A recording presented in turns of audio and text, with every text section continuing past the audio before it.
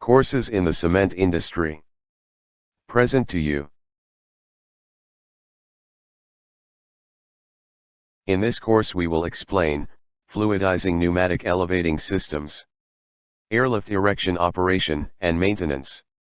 A pneumatic elevator which conveys dry pulverized materials, through a vertical pipe to discharge into receivers, or bins at a substantially higher elevation.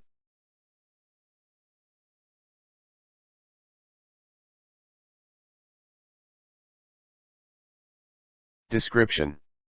The airlift is employed for the vertical discharge of powdered and other fine grain materials. It should not be used for horizontal material transport. The airlift pneumatic elevating system conveys dry pulverized materials through a vertical pipe to discharge into receivers or bins at a substantially higher elevation. The airlift system is suitable for materials which can be fluidized by aeration without segregation. Airlift systems are used for the cement, aluminum, copper, and chemical industries.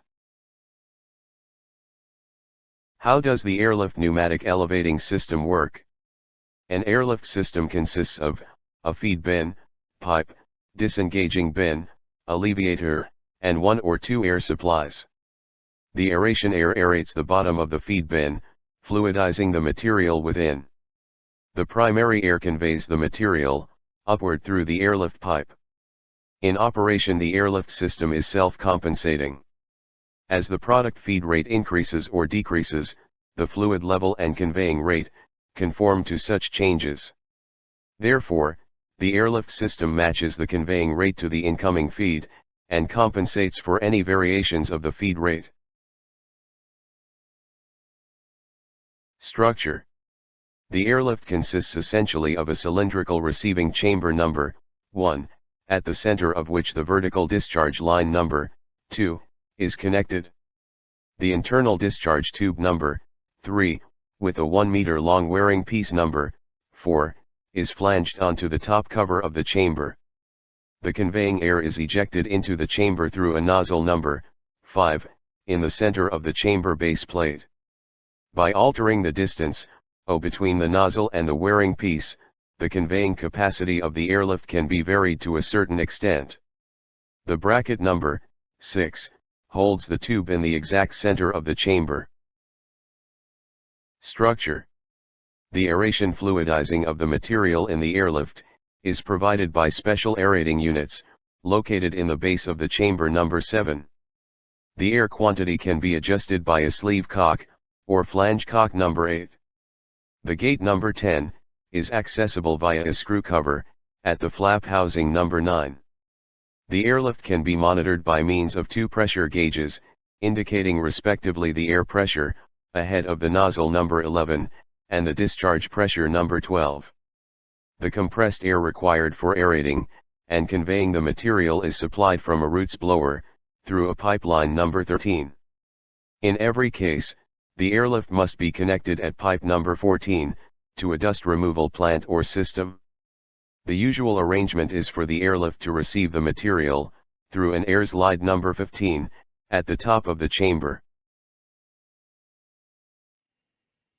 See this video about structure airlift.